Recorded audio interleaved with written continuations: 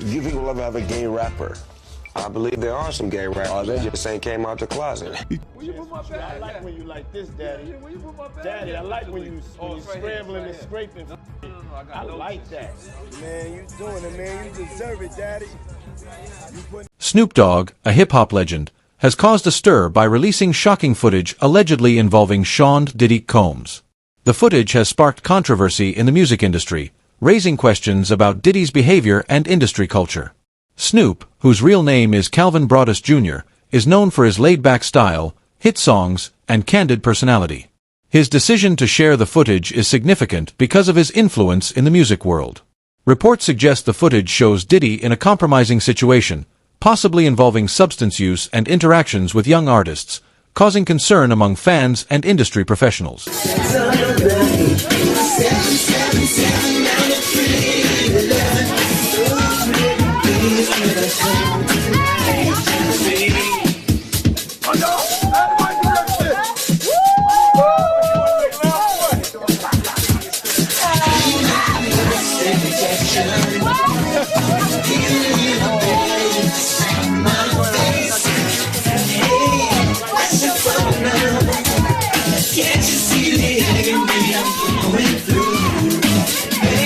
Reactions to the footage are mixed. Some fans are shocked and disappointed, while others doubt its authenticity. Many are speculating about Snoop's reasons for releasing it and the potential fallout for Diddy. Diddy has not made a detailed statement, but his team denies any wrongdoing and claims the footage is taken out of context or manipulated. The lack of clarity has fueled more speculation. Check out this audio from Suge Knight. It's from his podcast with Dave Mays, and he's speaking on, Tupac and Snoop being cool and how, after Tupac got killed, Snoop started hanging out with Diddy. And, he also speaks on how, Snoop, he did the Steve Harvey show with Diddy after Tupac got killed. Check this out. Okay. It's downloading right now. Then you look at the scenario how everybody used Pac to make their stuff famous or make their project better. You got people who use their songs with Pac and tell them how much they love Pac, but they do songs with Puffy. You got Steve Harvey, old bitch ass, this motherfucker telling, well, fuck Pac, according to everybody else. He brings Snoop and Puffy on there and say, these are dudes who's running this in the East Coast, West Coast. What's up, Snoop? What's up, Puff? Hey, whoa. Wait a minute, fellas here. Hold up. I know all about this East Coast, West Coast rivalry thing here, but we in Chicago now. This rivalry stuff, we gotta stop it, man. We stop that, we stop a lot of this violence. Yo, Steve, check this, man. All that East Coast, West Coast stuff is a bunch of media hype. It's been my dog from day one, you know what I'm saying? It's all good between me and him. That's my peoples. For real, that's what we came here for. We came in to light it up and ride it up. We make music and everything. Now, Pac, if you love Pac so much, how you with the motherfucker that everybody say got something to do with the first get down that happened to Pac in New York, then the second one. What you think about Suge comments? And I never asked you this before, but did you have an issue with Snoop hanging out with Diddy after Tupac got killed? I always felt that was wrong. I'm gonna just keep it real. I'm talking about from that, like now, okay, you know what I mean? I'm 46, Snoop probably early 50s.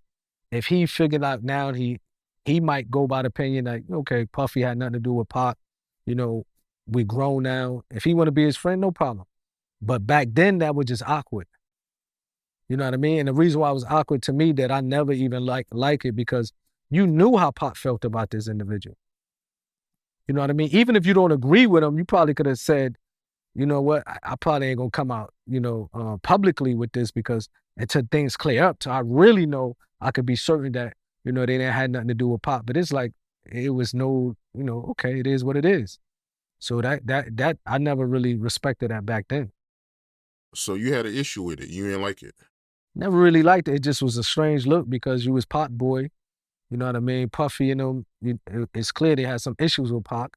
And Pac died and all of a sudden you chilling with Puffy. Back then it just, okay, now you can say what you want. You all grandfathers, I guess. You know what I mean? That's different now. But back then I think it was. If the footage is authentic, it could seriously damage Diddy's career and reputation. Brands and partners might distance themselves, and his role as a music executive could be questioned. Social media has played a key role in spreading the story, with platforms like Twitter and Instagram filled with reactions, debates, and trending hashtags, amplifying the scandal's impact. It was weird. It was tasteless. You know what I mean? It didn't seem like you really had that much love for Pac. You could have just, you know what I mean? Unless he pressured them or like questioned Puffy, like, yo, what's up with this? What's up with that? Then you could say, you know what I mean? No problem. Like somebody said, okay, I believe somebody mentioned that they seen a video with me and the dude Prodigy or one of the dudes from our Deep, as if I was with. They don't know the backdrop of that. I went to his hotel room ready to fight. Like, bro, I'll fight everybody in that room one-on-one. Even if I lose, it doesn't matter. The Outlaws was with me. My homie Tiny, the Mexican homie, was with me. I didn't go there and say, let me get in a video with these guys. I went there knocking on their door, doom, doom, doom. Tell them dudes to come out. What's up with y'all? What's up with you and Pac? You got a problem with Pac? Because we could just fight like man to man, face to face, and then shake hands. That was my approach with them. But when they told me they didn't have no problem, I don't mind being with you. You know what I mean? I don't mind shaking your hand because they told me they had love for Pac. So that's different. You know what I mean? If he come out and say, well, I already, I questioned Puffy about it. I believe that he didn't, he loved Pac. That's my opinion. I can move the way I want to move. So when people try to, I noticed somebody, I think on your page do that. Well, Napoleon was in the video with Mobb Deep. They don't know how I got in that video with Mobb Deep. You know what I mean? I pulled up on him but I'm the type of person, I never been a bully type of person. You know what I mean? If I talk to a person like a man and they tell me face to face, look, I got love for Pac, I'm comfortable to know if I can look in their eyes, if I believe what they said, I have the right to say, okay, no problem. I believe you. You know what I mean? And maybe that's what Snoop went through. I don't know. But let the people know because it was too early back then. Pac just had died. You know what I mean? Like he had the right to say, the reason why I'm rolling with Puffy, I questioned him about my homie. He gave me this answer. So then he did what he had to do, but it just, you know what I mean? I never really agree with that, to be honest. The same way I couldn't be on the stage with him.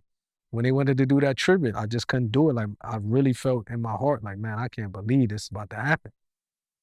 Like, are we really going to be, I just couldn't do it, you know what I mean? And thank God it didn't happen. The release of the footage could have legal consequences for both Snoop and Diddy. Depending on the content, there may be lawsuits for defamation, privacy invasion, or other charges. Legal experts suggest both sides may take legal action to protect their reputations.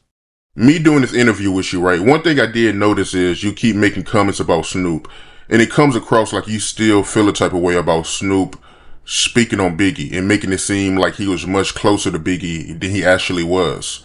When you be seeing these interviews with Snoop speaking on Biggie, how does that make you feel? That's propaganda for the media, bro. That's something that sounds good for the media.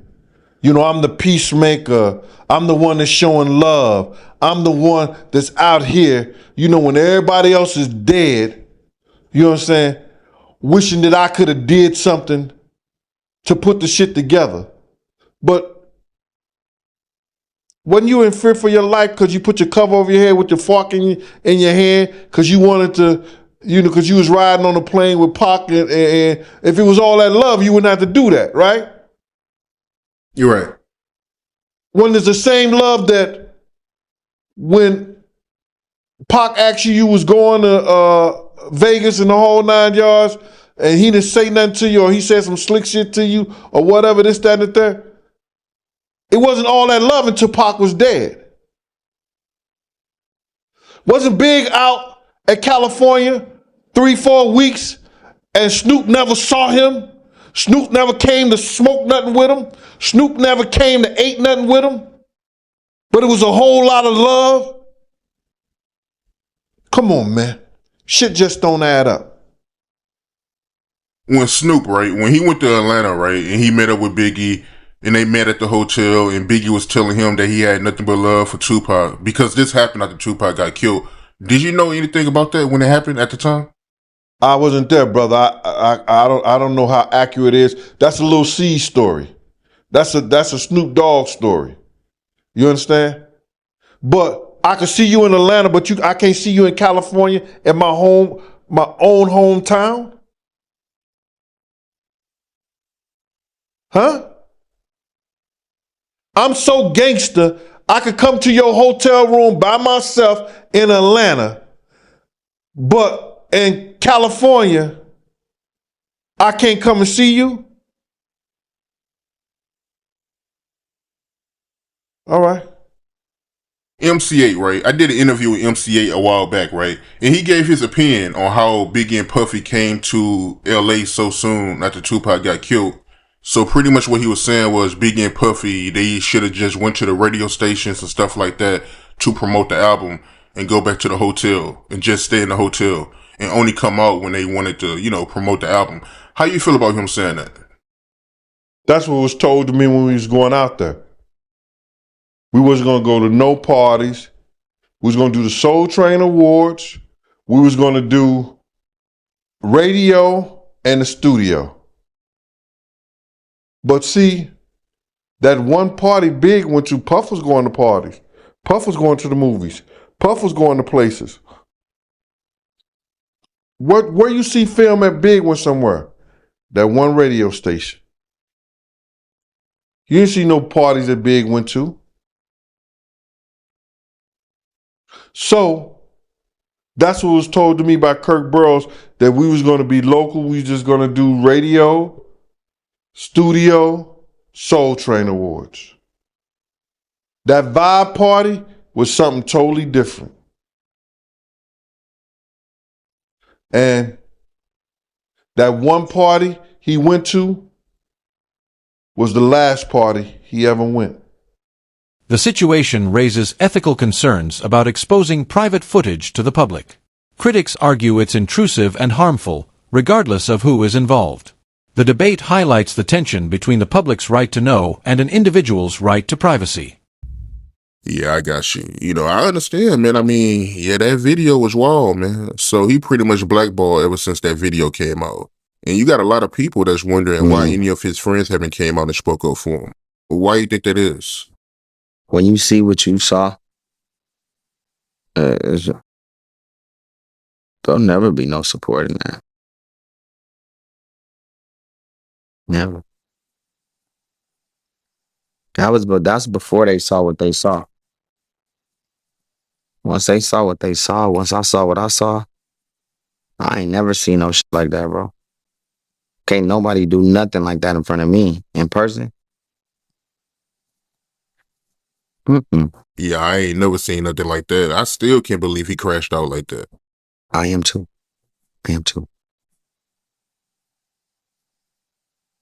There's only one thing that can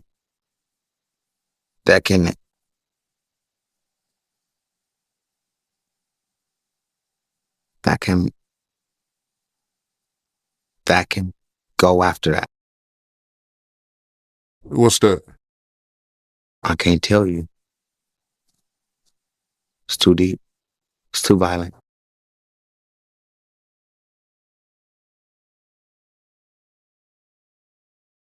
But just imagine that, man. Looking at Diddy, he been having success for like over 30 years. And to see him go out like this, man, I'm still in disbelief, man. As it should. Yeah, speaking of Diddy, man, Big, you know Big? I did. I can give you a story. Shout out to Little C's. It was like the day or two before all that shit happened. But Big had invited me down to the Four Seasons, him and C's. And we spent all day literally brainstorming about some shit. Watching all the videos that was coming out. Yeah, big plans for Little Kim, big plans for the new shit he was doing with C's. Yeah, man. That was like a day before. That nigga was cool more than most people in the world. Cool. Real cool, dude. Shout out to Lil C's. And he'll back all that up because you want that to be backed up, saying shit like that. So to my brother Lil C's, though. He made it all happen. The controversy could spark changes in the music industry, prompting a closer look at leadership behavior and power dynamics. This might lead to calls for greater accountability and transparency to prevent similar issues in the future. Jada Pinkett and Will Smith, you told me before that you was at a party before that they attended and you said the party was weird. Tell me about that.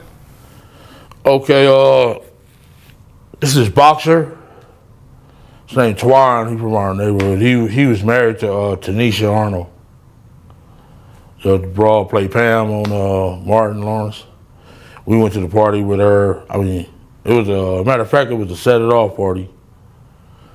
Jada Pinkett, Vivica Fox, all of them was there. You know what I'm saying?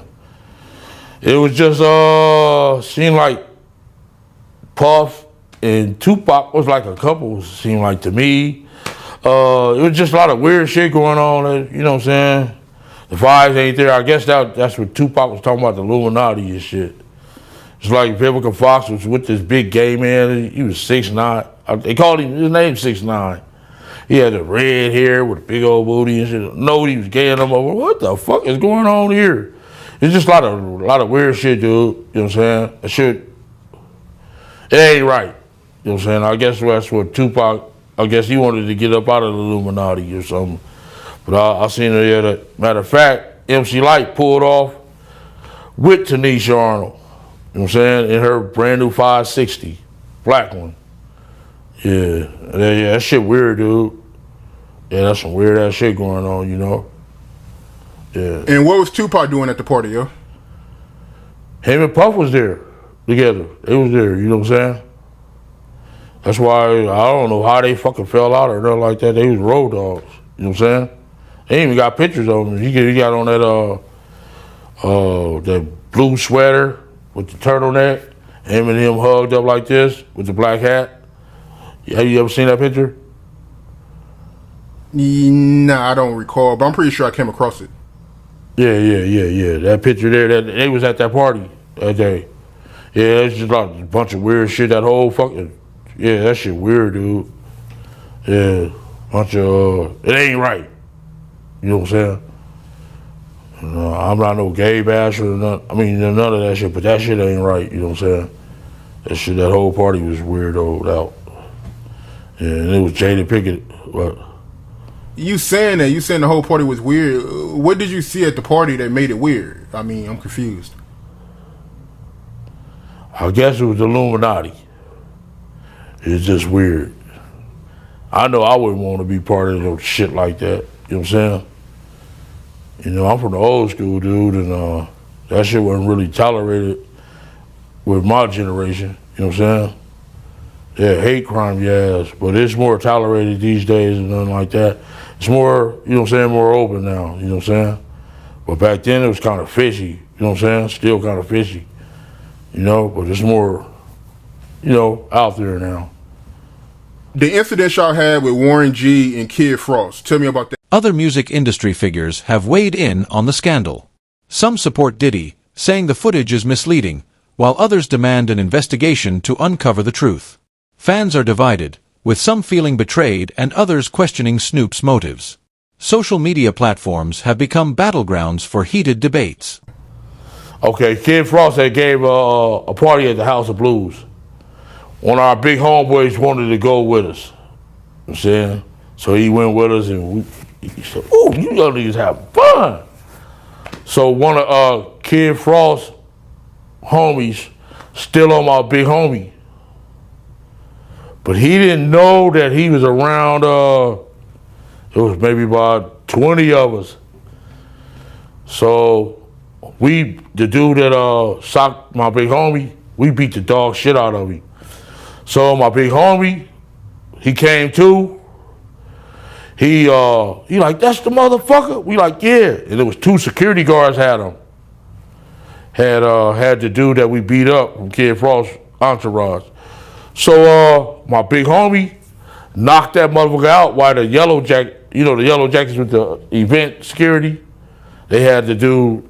So my homie still knocked him out. Boom! So the dude with the yellow jacket was talking shit. "Man, what the fuck is wrong with him?" My homeboy knocked out him too. Bam! Like, woo! So the other one like, "Man, he got back." Little Jamaican dude come up talking shit. Man, you going crazy? My homeboy sock him too. So we went down to get our car for valet. And it was the dude, it's LBC. And he like, what the fuck is that? And he said, it's Long Beach City Crip.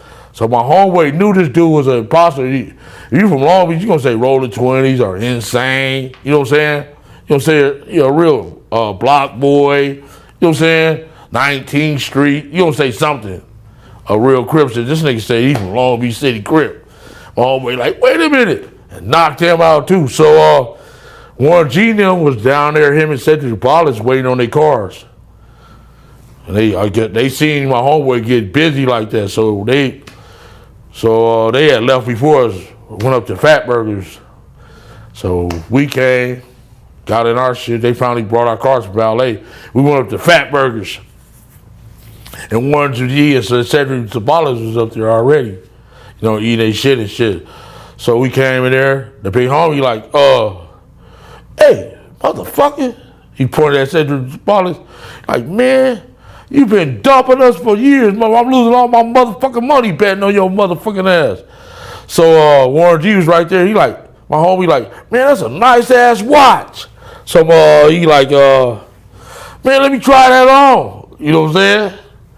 So by then, my homeboy, somebody got my homeboy attention, and he turned his head. Shit, Cedric Wallace and what's his name was in the, he was in the Ragtop 500 Benz. This motherfucker like jumped off. I mean, he drove up off the motherfucker. He didn't even pay attention to the curve. He jumped off of the curve instead of using the, you know, the driveway. That shit was funny as mother. My homeboy like, damn, he almost bust his whole fucking engine block. Yeah, that shit was funny as a motherfucker. Like, damn. Yeah. The scandal has prompted calls for industry reforms to address misconduct and abuse of power. Suggestions include independent oversight, stricter ethical rules, and better protections for artists to prevent future scandals. Yeah, so as soon as you turn 16, you know what I'm saying, I'm gonna let you rock this every time you come to LA. Yeah, this gonna be yours. So every time you come to LA, it's a little dusty, but you know, come get the front shot of this. Man. Minute. Woo. Okay. Okay. All right, so I'm gonna be driving this next year. Yeah, when you get 16, you come down there, you gotta, you know, wear your seat. I mean, I'm 15. You could ride in the passenger seat. I got my permit. Not yet. No. All right, 16. You're not ready. 16. Let's slow down. Let's slow down, Jess. Okay. Let's slow down. Okay. One step at a time. But yeah, the keys is yours when you know, when you get 16. You good to go. I'm good to go. Yeah. All right. And then when you get 18, you get the house. You get the mansion. Okay. I get the mansion. Yeah. All right. So where are we off to now? Where would you like to go? I mean, wherever you want to go. Where are we going? So check this out, yo. Justin, you ever seen the movie 48 Hours? Right now, he's having 48 hours with Diddy, him and his boy. They're having the times of their lives, like, you know, where we hanging out and what we doing. We can't really disclose, but it's definitely a 15-year-old's dream. You know, I have been given custody of him. You know, he signed to Usher. I'm signed to Usher. I had legal guardianship of Usher when you know he did his first album. I did Usher's first album. I don't have legal guardianship of him, but for the next 48 hours, he's with me. So and we gonna go buck full crazy. I'm going crazy. Crazy. I'm taking this out tonight. What you want to do? What you want to do over the next 48 hours? 48 hours. Let's go. Let's just go get some girls. Let's go hang with some girls. A man after my heart. That's what I'm talking about, kid.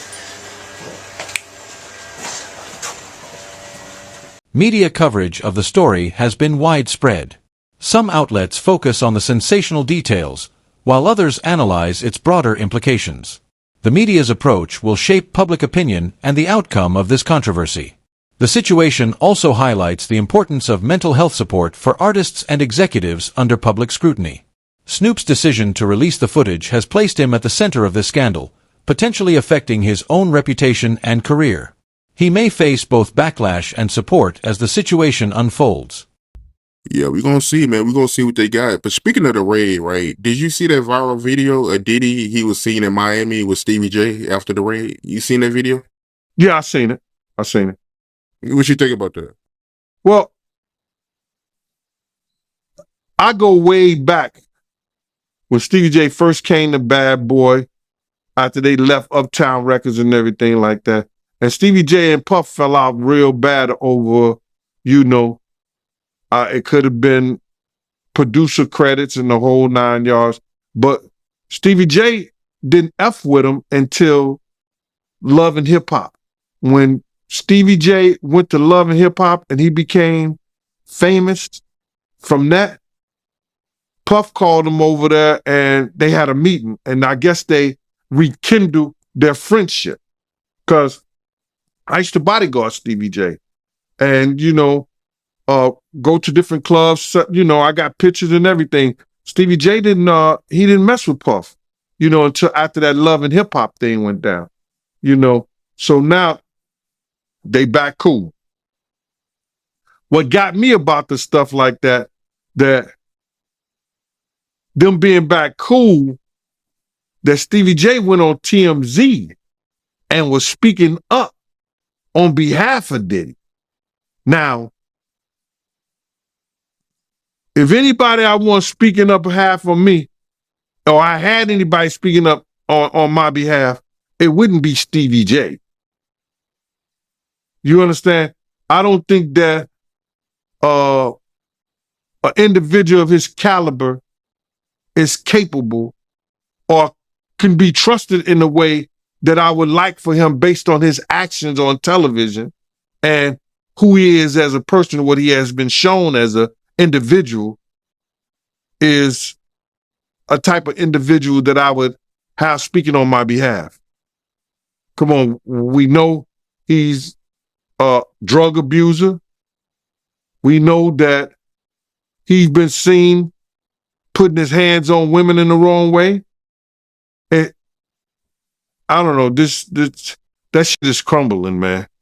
You know what I'm saying? But you know, you can always say this, man. And the infamous words of one of the world's greatest comedians, Richard Pryor, cocaine is a hell of a drug. Why you say that? Cocaine is a hell of a drug. Because LaRob said that they be doing the liquid cocaine in the bottles, in the Ciroc bottles.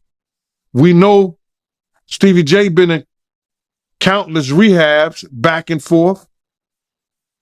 We know we've heard of Puff being in rehabs, secretly going to rehabs too.